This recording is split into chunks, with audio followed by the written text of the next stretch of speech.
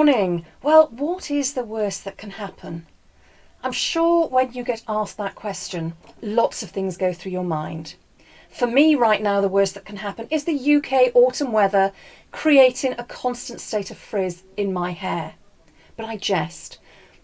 When asked what's the worst that can happen, our minds generally turn to things like bankruptcy, financial failure, business failure, our husband or partner leaving us for somebody else, a death in the family, loss of our home, something like that. And all of those are incredibly bad things that can happen to us. And for most of us, those things happen over the course of a lifetime. If we're unfortunate, we might have one or two of those things happen in a year. But what happens when the worst that could happen happens to you all at once in an 18-month period? I want to share with you what happened to me in an 18-month period when all of the worst things imaginable did happen to me, and how that 18-month period, the worst things happening to me, actually led me to the best days of my life. And I want to take you back, if I may, to New Year's Eve 2008. Yes, quite a time ago. Immediately prior to that, I had had a UK industry leading business. It was incredibly successful. I had a team of staff. I was married, happily married. I had a beautiful young boy. He was 3 years old at the time, and life was good. New Year's Eve 2008, I was in our beautiful home, 5-bedroom house in the South Wales countryside, preparing for a lovely New Year's Eve dinner, when I thought I'd better go and pay my staff. I always paid my team on the last day of the month, and that month was no different. I'd actually asked them, did they want to be paid before Christmas or on the last day of the month as usual? And every single one of them said, please pay us on the last day of the month, Deb, because otherwise January is very long. So that's what I did. I left the kitchen, went upstairs to my home office, logged into my bank account, and I must have screamed or made some sort of audible sound, because my husband came running up the stairs, burst into my office, what's the matter? And I said to him in disbelief, there's not enough money in the bank account. I can't pay our staff. I logged out of the bank account. I logged back in almost immediately. And I did that for a couple of times just to make sure I had got the details correct. But every time I logged into that bank account, it still told me the same thing. There wasn't enough money in the bank account to pay my team of staff. Now, my salary bill on a monthly basis was £10,000 a month. I think that's around $12,000, $15,000. So it was quite a significant amount of money not to be in the bank account. And as I looked through the bank account, looked through the statement of the previous week, the harsh reality dawned on me that my incredibly successful business was insolvent. My husband asked me what I was going to do. And I said, I don't know. I need to ring somebody. I need to find anybody who can help me. And I went onto Google and I searched for insolvency practitioners and started telephoning every number that came up until somebody answered the phone. In the midst of doing that, I turned to my husband and I said to him, just put your arms around me and tell me everything's going to be okay. And he looked at me and he said, no. No, I can't, because I don't know that it will. At that moment, I realised that my marriage was quite possibly over. However, I didn't have time to worry about that then. I had more important things in front of me, like working out how on earth I was going to pay my team, who were all depending upon me so that they could pay their bills, pay their mortgage, and feed their families in this festive period. I felt awful. The saliva was gathering in my mouth. I can remember the world feeling like it had stopped and a darkness descending as I focused solely on the screen in front of me and those numbers. I dialed what was about the 5th or 6th number on the list, and somebody answered, and I told them the situation I was in. The faceless voice at the end of the phone said, "You are definitely insolvent, and you have no choice but to make your team redundant with immediate effect and no pay. If you continue to trade, you are doing so illegally, and I am bound by professional ethics to report you." I didn't know what to do. It was a body blow. I looked at my husband, repeated to him what had been said to me, and he laid into me verbally. "Well, what did you think was going to happen? Everybody knew you didn't know what you were doing.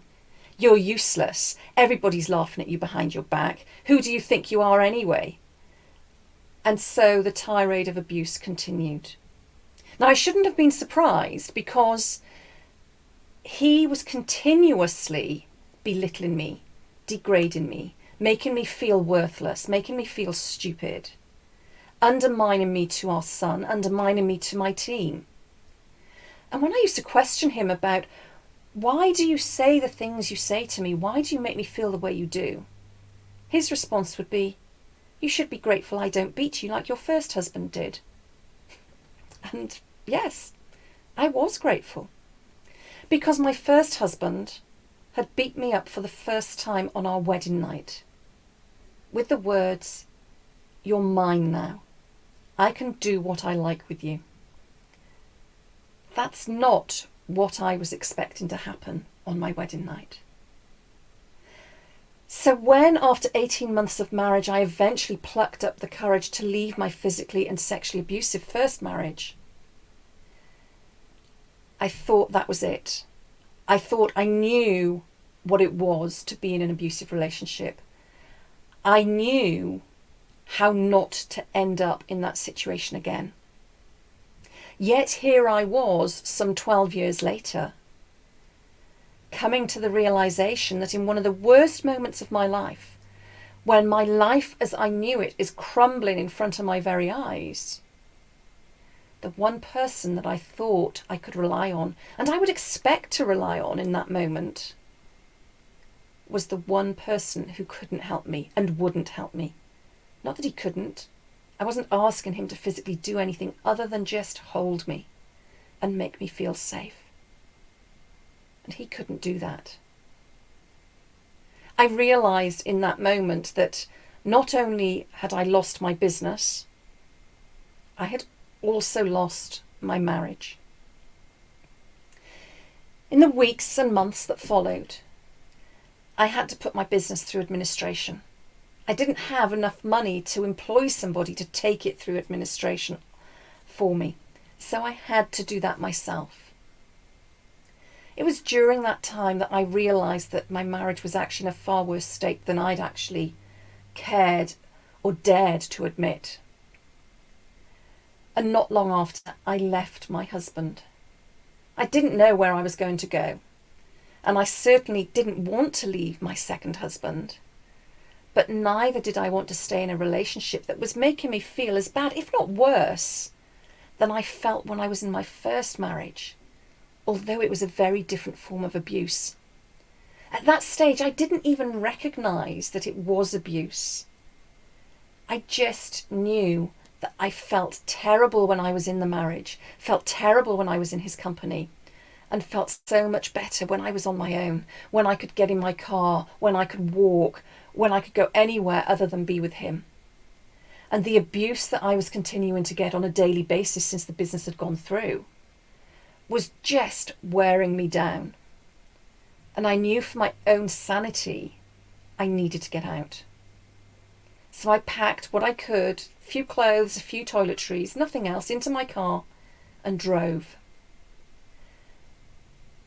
I left my son with his father because I didn't want to take my son around spare beds, spare rooms, sofas, until I knew exactly where I was. I wanted my son to have stability. He was only 3 years old. And what had driven me to leave that day was when he came up to me and said, "Don't cry, Mummy. Everything's going to be okay. I'll look after you." Now, if that was the first time I had heard my 3-year-old son say that to me, I might not have reacted in quite the same way. But when you have heard those words from your toddler time after time again, and he is being more supportive and more caring than your partner or your husband, I knew it wasn't fair on him to grow up in that environment. But neither was it fair for him to go through the turmoil of feeling scared about where he was going to sleep that night, or where we were going to get food, or where he was going to live, where his favourite toys were even. So I left him with his dad. Over a period of time, I got offered a job. I got offered a partnership in a business which was owned by one of my former clients. And this was one of the clients who had supported me through the business insolvency. My 3 largest clients had failed to pay us over the Christmas period. He wasn't one of them. That was partly why the business ended up in insolvency. But this partner, this client, I'd always worked really well with. And he offered me a partnership in his business. And I accepted it. And when I told my estranged husband that this is what had been offered, his words to me were, "Well, you obviously slept with him. Why else would he offer you that job?" The irony being is that less than 3 months later, that client, now business partner, decided that the conditions of him giving me the partnership were that he expected me to sleep with him. And when I refused, there was no job anymore. So I guess, with hindsight, my husband had been right. I had got the job because the intention was that I would sleep with that partner. I went out. I was fortunate to find myself another job. 3 months later, I was made redundant as the company restructured, and I was the last one in and I was the first one out. But I got another job shortly after. And with that job, I felt confident. I could feel my sense of worthiness starting to return. And so I managed to get myself a rental apartment. Beautiful apartment on the edge of a cliff overlooking the sea with floor to ceiling windows. It was everything I could want and more. And I spent a number of very, very happy months there. My son didn't come and live with me, but he was spending weekends with me. And when I got the flat, the apartment, I went to my ex-husband and said to him, "I'm sorted now, our son can come and live with us." And he said to me, "He's going to live with you over my dead body."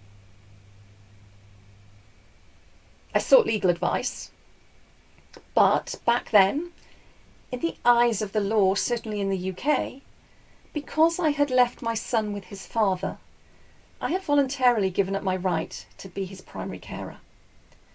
What I didn't realise is that I'd actually also given up my right to be recognised as his mum, because in the time that I had been trying to get myself sorted and back on an even keel, his father had told his school, the health visitor, the doctor, the dentist, and anybody else that needed telling that I had died. And I only found that out by accident when I telephoned my son's nursery, because for whatever reason I'd stopped receiving reports of how he was doing at nursery. And when I telephoned them and I said who I was and why I was calling, there was a silence on the end of the phone. I wasn't prepared for what came next. But they said to me, "We thought you were dead.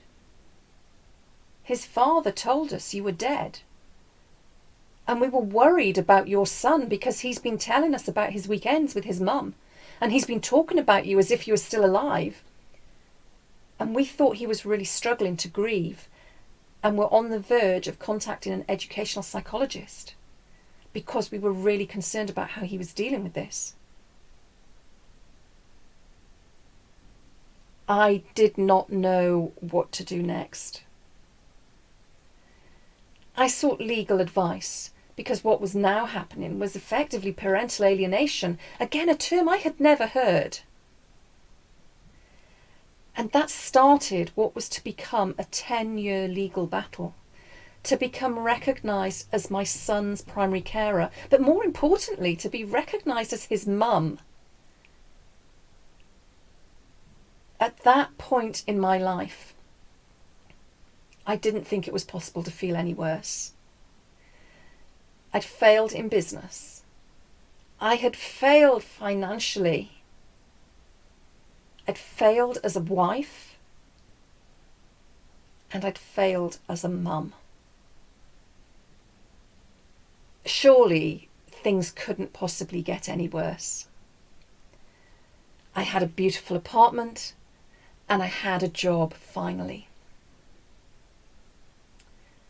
I'd only been in that job 3 months when history repeated itself and I was made redundant once more due to yet another reshuffle in yet another company. We were just into the recession of sort of 2008, 2009 then, and companies were restructuring and they were laying people off. And I became a perpetual casualty of that. This took me to November 2010. And I was sat in my flat at my desk, much as I'm sat here now, similar setup. And I remember thinking, what can I do next? I'd been applying for more jobs that I could do easily, and I wasn't even getting invited for interview. And when I called and asked why I wasn't being invited for interview when I knew I met all of the criteria, they would say to me, we know you can do the job, but you've been self-employed, you've had a huge profile, we've watched your profile. You're not going to last more than 6 months and you'll get bored. And I said to them, please let me be the judge of that. Let me decide what is best for me. But they weren't prepared to take that chance. And on that November evening when I was sat at my desk, I was down to my last few pounds in my purse. What little I had managed to save through the course of the bankruptcy, because everything I'd had been taken from me, had been seized. That had all gone. And here I was, unable to get a job, redundant again for the 3rd time in less than 18 months. And I had no idea how I was going to pay my rent. So with the last few pounds I had, I made a plan. And I went to the shops over the course of a couple of days and got the things I needed to put my plan into action. And that night in November 2010, I sat there. I'd drunk an entire bottle of wine at that point. And as I reached for what else I needed, I grabbed the over-the-counter medication and started pushing the pills out of their blister packs onto the desk in front of me. I'd figured I needed about 60 or 70 at least to do a really good job. I'd also bought a bottle of vodka and another bottle of wine because I wanted to make sure I did the job properly. I picked up the bottle of vodka and took a swig, just to get used to the taste, because I don't drink neat spirits and vodka's not one of those I particularly enjoy. But I knew it was strong enough to do the job. And when the taste of it didn't make me retch and I was able to drink it, I picked up about 10 of the pills from the piles in front of me, put them into my mouth, reached for the vodka. As I tilted my head back, I caught sight of a photograph of my son on my bookshelf that I always kept to the side of my desk. And I realised in that moment I couldn't go through with it. I spat the pills out before I'd even swallowed them and thought there had to be another way. I cannot allow my son to get to the age of 14 believing that mummy killed herself because she didn't want him and didn't love him, which is what he was being told by his dad at the time. There had to be another way. I just didn't know what it was. But what I did know is whatever that other way was going to enable me to buy his Christmas presents. Because all I'd been able to get for him up to that point were gifts from the charity shop and free cycle. And that made me feel like a major failure, that I couldn't even afford to buy something new for my son for Christmas. He was 5 years old. I felt terrible. There was only one thing left for it. I've always been quite resourceful and quite entrepreneurial, so I turned those talents to something else. And in the previous weeks and months, I'd been self-medicating quite heavily on Chardonnay, which I absolutely can't stand now. And, as Lisa Nichols says, I'd been looking for love in all the wrong places. I'd been going out and having one-night stands in a desperate bid to feel loved, to feel worthy, to feel wanted, to feel desired and to feel valued. That evening in November 2010, I decided if I was prepared to give it away, why on earth wasn't I prepared to sell it? And so I became an independent escort and joined the ranks of sex workers worldwide and started selling the only thing I had left available to sell. Now, whilst that was a decision I made out of absolute desperation, it was the decision that didn't just change my life and save my life, it changed it for the better. And it is what led me to where I am now. Because during the course of my time in that industry, and I went into it very business focused, knowing that I had some objectives I wanted to meet, and they were to make enough money to pay my rent in advance for a year, and to put the same amount of money into a bank account so that I had that to live off for the year, thereby giving me some breathing space to sort myself out. I also knew that I wasn't prepared to be high volume, so that meant I had to be high ticket and low volume. I certainly wasn't going to be sleeping with more men than I needed to. This was an absolute business decision, and I needed to pull on my big girl pants, metaphorically, and I needed just to get through the business plan. And that's what I did. But what I didn't expect to happen was to have all of my preconceptions shattered completely. Every single preconception I had about sex workers and about the users of the sex industry was shattered, because I had been living with the myth that the media like to feed us, that the sex industry users are dirty old men in their long coats and flasher macs, as we call them here in the UK. So when my first client arrived on my doorstep, less than 24 hours after making this monumental decision, I was a little bit apprehensive, to say the least. And I'd be lying if I said I hadn't had a glass of wine before I opened the door to him. But I needn't have worried. He was a lovely, lovely gentleman and one of the most respectful men I had met up until that point. And he made me feel valued and worthy and respected.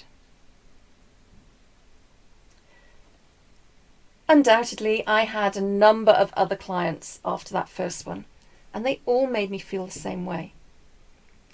But what I wasn't expecting was what I could do for them. And you might be thinking, we don't need to know this, Deb. Well, don't worry, I'm not going to go into any depth or detail about what I was doing with those clients. But what surprised me most about it was that the sex was actually a very, very small part of the transaction. Most of my time with most of my clients was spent talking. Yes, the sex was there because that's what got them through the door. But for the most part, they all wanted somebody to talk to. Somebody who would listen without judgment. and somebody who would just let them talk about things that were worrying them or bothering them. Now, 97% of my clients were married men, and yet not one of them wanted to have an affair because they liked the transactional nature of what we were doing, because it meant there were no emotions attached for them. And I maintain that I should have won an Oscar for that period of my life, because it most definitely was an Oscar-winning performance. I was fortunate that I had trained as an actor through my teens, and I found it very easy to compartmentalise and to switch on and switch off. And you'll have all seen films and read stories and books about sex workers who have a different character when they're working. I was no different. My hair was different, my name was different, my clothes were different. But the reality was, it was still me in here. It was still me in front of those men. It was still me that those men were talking to and opening their souls to. And I realised that whatever I was doing was helping. I don't think it was the sex. I didn't think it was that great. But whatever we were talking about, whatever I was saying to them, whatever I was advising them, the solutions I was helping them come to was helping them in some way. It wasn't too long before I met my objectives. And just as I was looking to get out of the industry, so the universe stepped in. She's marvellous, isn't she? And in a classic Pretty Woman moment, I fell in love with one of my clients. He fell in love with me. And so it wasn't difficult to give up that industry, hang up that costume, and move in with this client. And he was a banker. I knew he had plenty of money. I ostensibly became a kept woman. I got a monthly allowance that I could spend on anything I wanted to spend it on, which sounds wonderful. And as if that wasn't enough, because he was expected to go to so many events and so many dinners, he would buy me the clothes I needed to go to those events. So the allowance I had from him was for me to spend on the things I wanted. I got my hair done more regularly than I ever have in my life at that point. I had my nails done regularly, my spray tans, my lashes. I would go out and buy shoes and handbags and the best luxury skincare you can get. I would buy matching sets of pretty underwear that was a far cry from the underwear I'd been buying when I'd worked in the sex industry. And I had an incredible life. Or so it seemed from the outside. Because I realised very early on in that relationship that I wasn't happy and it was suffocating. And whilst I could spend the money on anything I wanted to spend it on, I had to account for every single penny I was spending. He never once quibbled over what it was spent on. He never once questioned why I needed another handbag or pair of shoes. But I had to account for all of it. And that meant that when I did realise that the relationship wasn't working, I had no way of putting money aside to save for a deposit on another rental apartment. Because there wasn't enough left out of what I'd earned in the sex industry, I'd saved some of it which I couldn't access for a number of years. The money that I'd kept for the year, well, I'd paid the rent in advance. And when I'd met this person, when I had my allowance, I just added what was left in my bank account and went and spent it. And so I was back to where I started, only this time I was stuck. I had no escape. And so I decided, well, you've made your bed, you've got to lie in it. And wondered whether all of those other women that I saw who had these amazing lifestyles, was that the trade-off?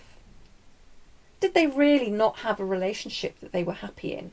But because of the benefits that relationship gave them, they just put up with it. I didn't know. But I figured that that's possibly what was going on. And so I decided that I was going to follow my dream.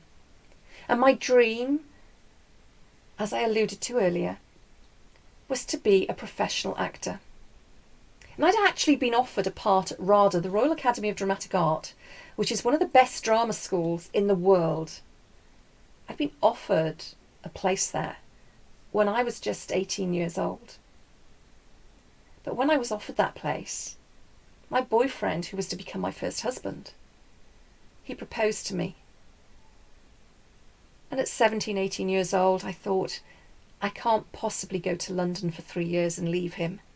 That was a lifetime at that age. If I'd known then what I know now, but... And so I decided, in this relationship where I was suffocated but I didn't have to worry about any money, that I would try and pursue my dream of becoming a professional actor. And I started sending my performance CV off to open auditions and auditioning in all sorts of places. And I got cast in a touring production of a play, which took me to some towns at around a 50 to 70 mile radius of where I was living. I was getting paid for it, and it meant I could get my equity card. And I remember when I received the phone call offering me the part. My partner took me out for dinner. We drank a beautiful bottle of champagne. And as we toasted, I said to him, "This play is going to change my life. I have no idea how, but I know it will be life-changing." What I didn't expect was when I was in rehearsal that one day the director would come to me and say, "Somebody's been asking about you at the box office of one of the theatres. They've booked tickets for opening night. They asked if this was your name, giving me my maiden name." And I said yes. And she said, "That's good, because the box office manager remembers you." I said, "What do you mean he remembers me? We're 70 miles away from where I was born and brought up, from where I live. How can he possibly remember me?"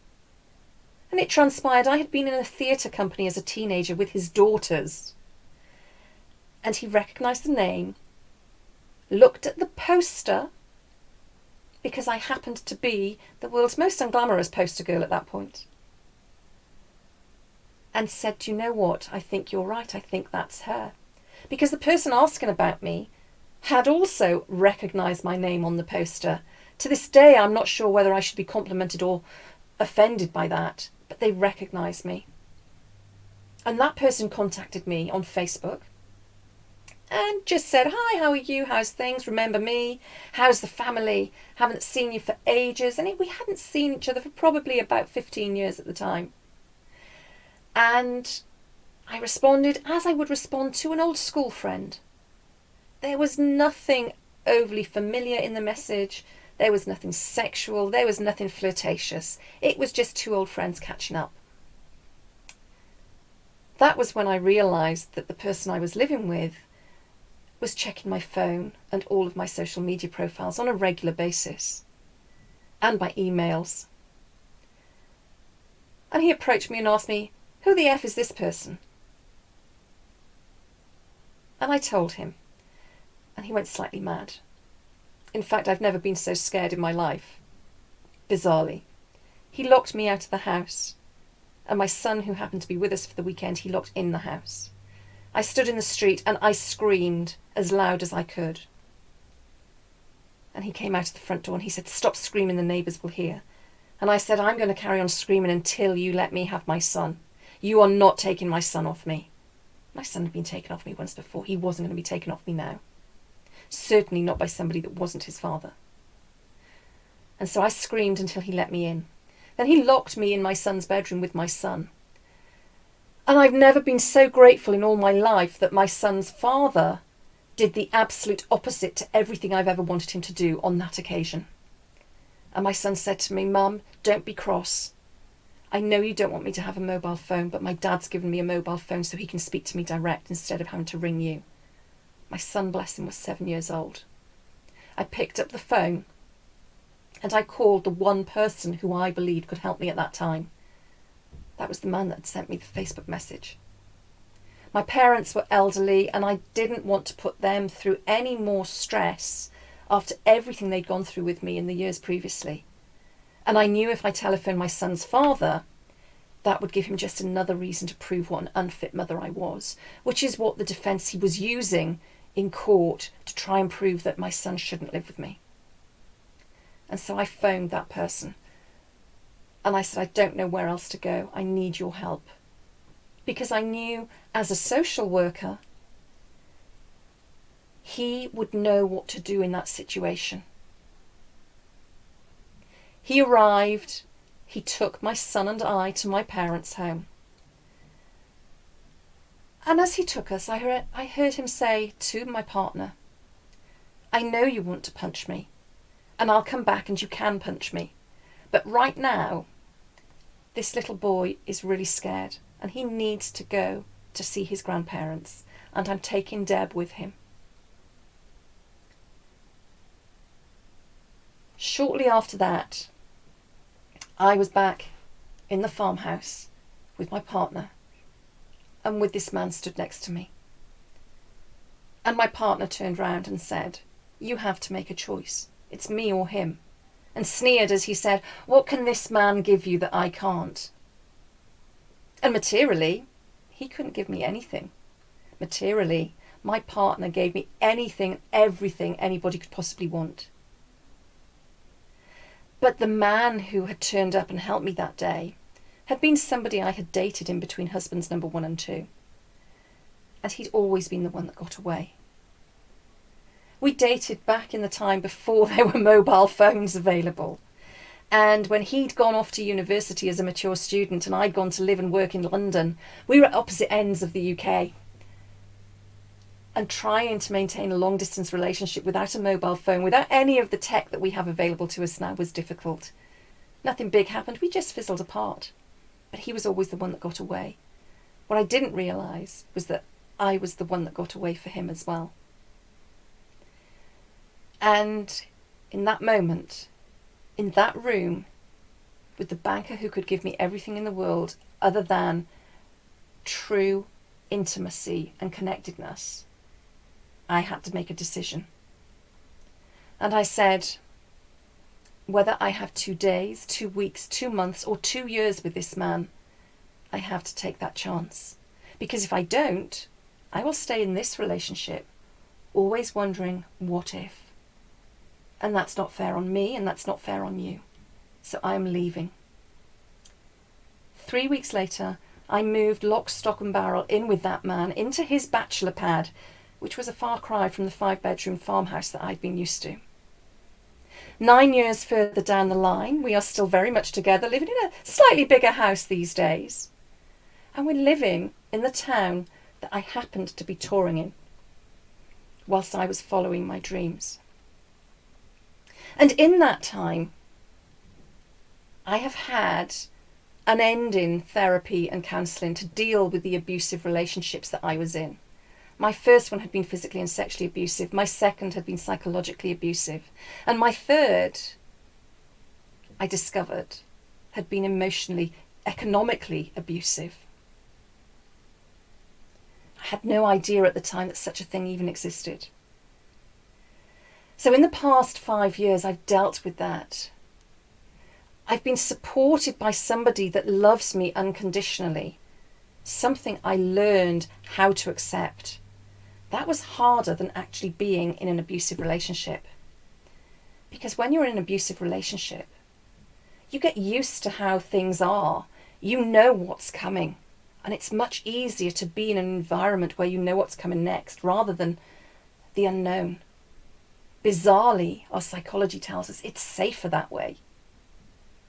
And so for the first 2 years of the relationship I'm now in, I've been in for 9 years, I did all I could to break it apart. Until he said to me, you can throw whatever you like at me metaphorically, Deb. I'm not going anywhere. If anybody breaks this relationship, it's going to be you. I'm here. I'm here for you. I will support you. And no matter what it takes, we will get through this. Because I'm going to spend the rest of my life with you. And I knew that's absolutely what I wanted with him. But I was too scared to let go. Until I wasn't. And then I learned to let go of even more. Then I allowed myself to go and study for a psychology degree. with his full support, because I wanted to understand why the things that had happened to me happened. Why did people treat people the way they did in relationships? Because I didn't believe then, and I still don't believe, that people go into a relationship with the intention to hurt somebody. And I wanted to understand why people hurt other people. Psychology gave me that. Also, in the last 9 years, I came to the end of that 10-year legal battle for my son, who I'm pleased to say came to live with me when he was 12 years old. He's now a strapping 17-year-old at 6'2", and kind of following in his mum's footsteps. He's in college, studying musical theatre, and about to go to drama college and university next year, where he wants to be an actor, and he wants to be able to make people smile through his ability and talent on the stage. And that's why I wanted to do what I did. And so the worst things that could happen absolutely did happen to me. But they also became the best things that happened to me. Because without them, I would only have the theory that enables me to work with the incredible women I work with now as a relationships coach. I wouldn't have the lived experience. I wouldn't have the empathy I have to be able to work with them and meet them where they're at. And they know, because of my background, that there is absolutely no judgment whatsoever about anything they've gone through or anything they tell me. And because I went through all of those awful, awful things, it's made me stronger. So much stronger than I ever expected to be. And it's taught me that actually I've survived 100% of my very worst days. So I can now survive anything else that comes my way. And if I can use that to help me work with other women to ensure they survive 100% of their bad days, then every single moment of it has most definitely been worth it. Thank you so much for listening to me today. Thank you for giving me the space to share my story with you. And I'm happy to take any questions you may have. Thank you so much.